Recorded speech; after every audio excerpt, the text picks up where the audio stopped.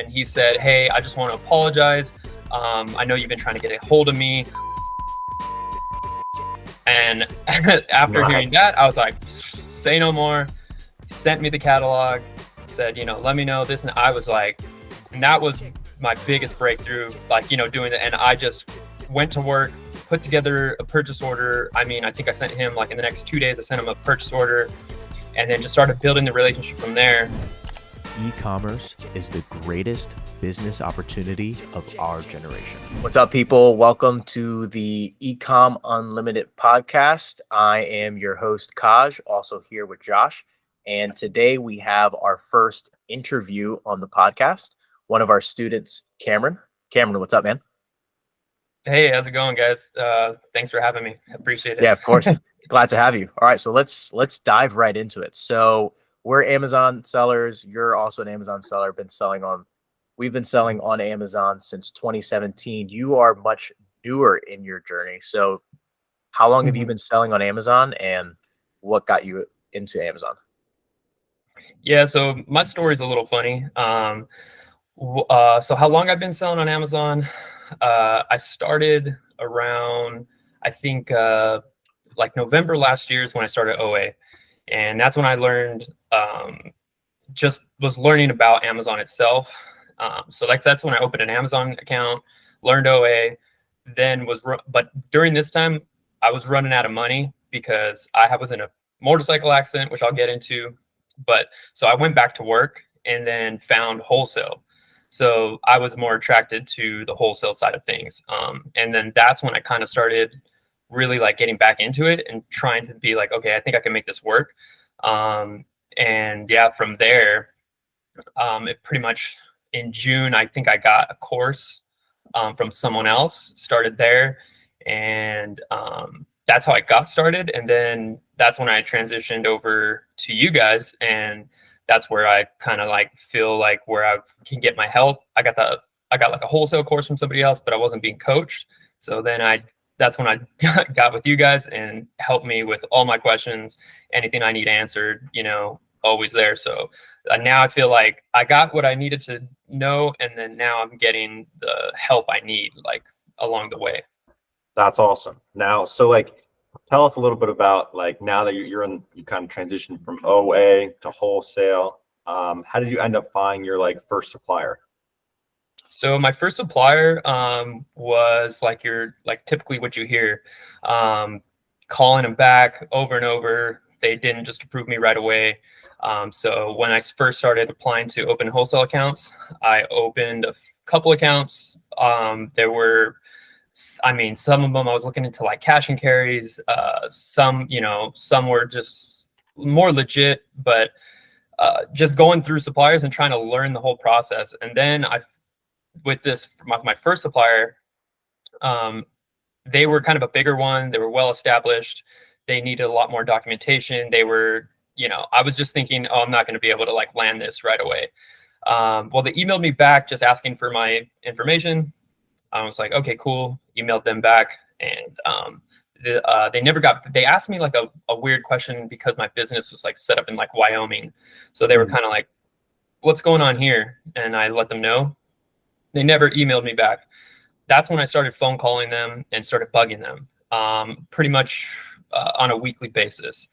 The guy who emailed me back, I was trying to get a hold of him. I would call in. They said, he was just in, he's out of the office. Oh, he'll be back in this part. So, I called maybe 4 or 5 times trying to get a hold of this guy, and they kept telling me different things. And then I got a few other people's names. I told them, hey, they told me this person told me this. They're just I got a couple people going back and forth at emails. Someone finally tagged him in an email and was like, hey, you need to get back to Cameron. And he emailed me back. He was still asking for information. He was still, it was late at night. I saw the email and I was like, oh, he emailed me, and I got excited, but he was still asking for more information, still a little weary. I didn't email him back. I was waiting until the morning. Well, he had emailed me again that morning, and he said, hey, I just want to apologize. I know you've been trying to get a hold of me. I went ahead and just pre-approved your account. And after hearing that, I was like, say no more.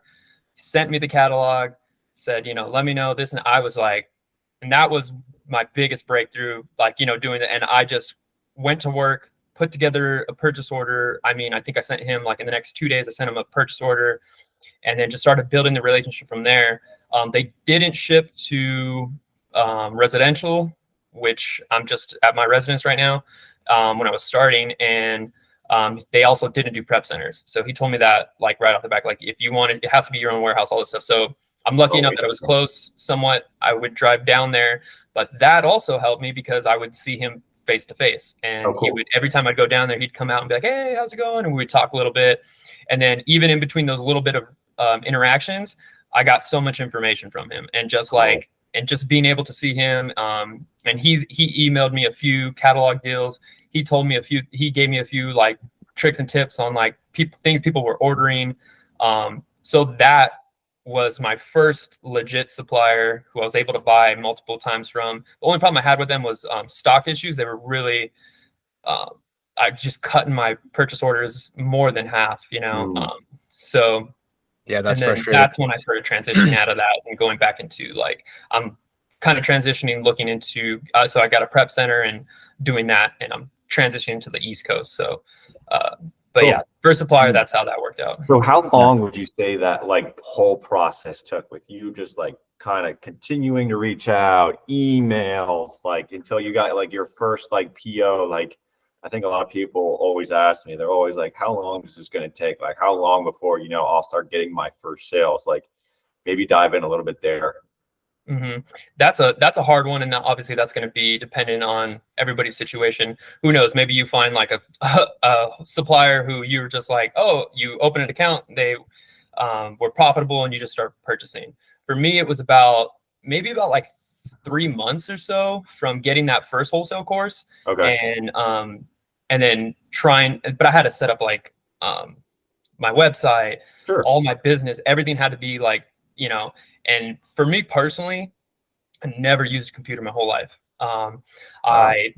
So my personal backstory too, I was from middle school on, I was already like checked out from school.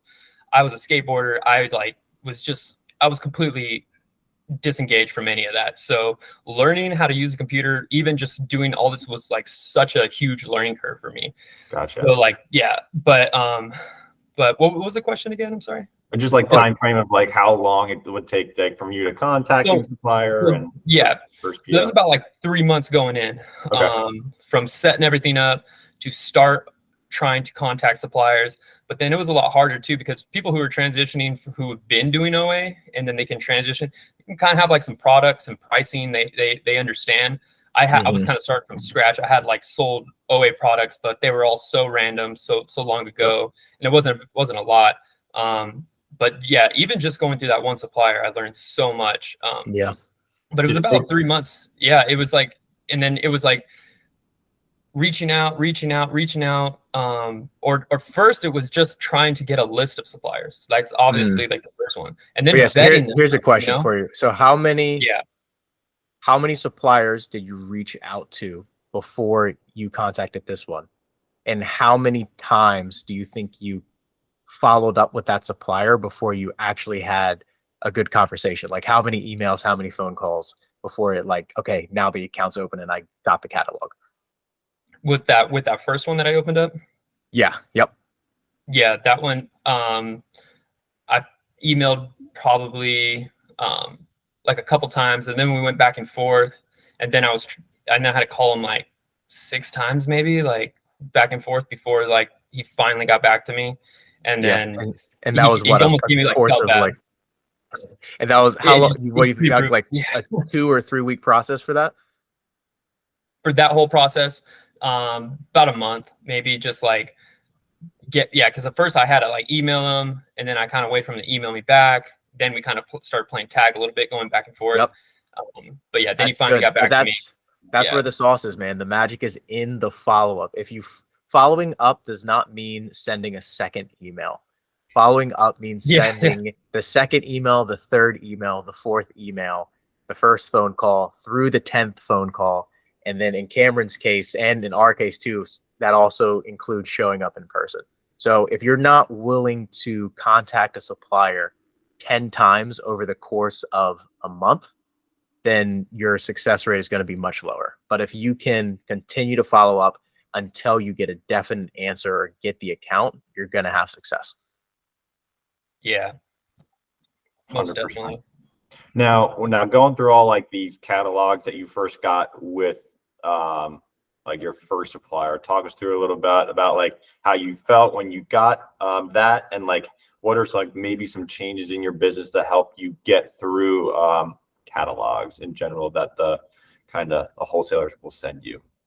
Yeah, so getting my first catalog and going through that was a learning curve in itself. Just getting in there and then going through hundreds of products and not finding anything profitable, and then thinking, what am I doing? You know, then I'm like, okay, is this how it is? Or, you know, you start second guessing yourself a lot. And then that's when you guys were helping me out, telling me like, hey, just, you know, keep going. That's kind of like, that's the game. And so I was like, okay, for sure. And then I started finding like, okay, I found a profitable product. Oh, I found another one. Oh, I found another one. And then, so kind of started going from there. Then I was like, okay, I just got to like scurry through this. And there's thousands of products. So it was really hard to go through that. Well, then you guys started talking about, VAs. And I've always, of course, I wanted to get there. You guys helped me, jump right into it, and was kind of like, I remember we had like a conversation, and Josh, you were like talking about VAs, and you were like, well, actually, Cameron, you'd probably benefit the most from anyone getting a VA, you know, like, and then, but I just, where I was at, I'm not talking to a bunch of other Amazon sellers, you know, you guys helped me a lot with that. But so when you guys give me the feedback, I feel better, like, okay, like I should be doing this, or I should be expecting this type of like outcome or what. But yeah, with the VA, once I got into that, I was like, okay, let me try this out.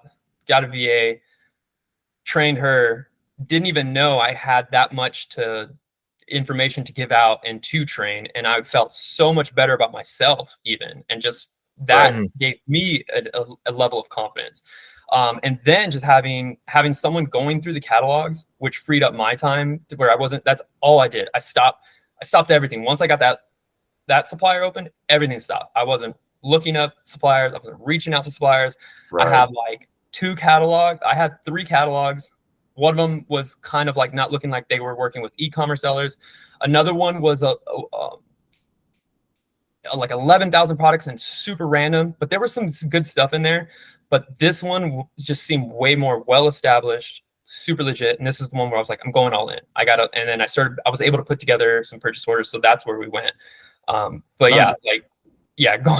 through that first supplier was super exciting. Yeah, for sure. Now, what were some like things that you were worried about? I know you were talking about like teaching somebody else, like potentially like sometimes when businesses aren't doing big numbers, they're like, dude, I don't even have enough money to buy what I need to. Like, I can't add another expense onto my business already. Like, talk us through a little bit about like your mindset with those couple things as you're like going to hire that VA. Yeah. So I had a pool business before this that I had all on my own. So I kind of understood business a little bit, but from my personal perspective, I believe in you've got to give, you know, in order to receive back. So it's like the little things. But you said, what was it about the VA you were asking right now? Did you have like a lot of like concerns like going in, like different language barrier, or like how much they got paid? Like, well, yeah. So all that. Well, it's really just how you want to run your business. You know, I just thought that for me specifically, I needed that. You know, that was the only way I was going to, because I want to do wholesale. That's like what I'm interested in. Right. And without a VA, I don't see how you can do wholesale on your own. It's just so time consuming. So yeah, hiring that was just kind of a no brainer. And going into it, I was definitely nervous. It's definitely an extra expense, especially starting out, but going through that now, it was so worth it. So worth it. Yeah. Huge step for that. The amount of time you get back, and just how much faster you can get a PO out, right? You're going to keep your capital moving quicker, because if you're only sourcing it yourself, you said, you know, there are thousands of products, 90 to 98% of them are not going to be profitable. So it's really just a race of how quickly can you find the 2% that's good. And if having a VA helps you find the profitable products twice as fast, and then you can make the profit, I mean, the expense will pay for itself within the next month or two once you sell through that first order. 100%. Yeah, definitely. Yep. So where do you kind of see yourself in the next like 2 years going down the road? Just scaling the business and just keep growing. I want to be able to find just a handful of suppliers that I can trust and build a relationship with that have enough products that I can buy. And that's all I'm trying to do is I'm just honing down right now. I'm building like all my systems out. I'm trying to build a business is what I'm trying to do. Yeah. So there's a lot of back end stuff that I'm still just building.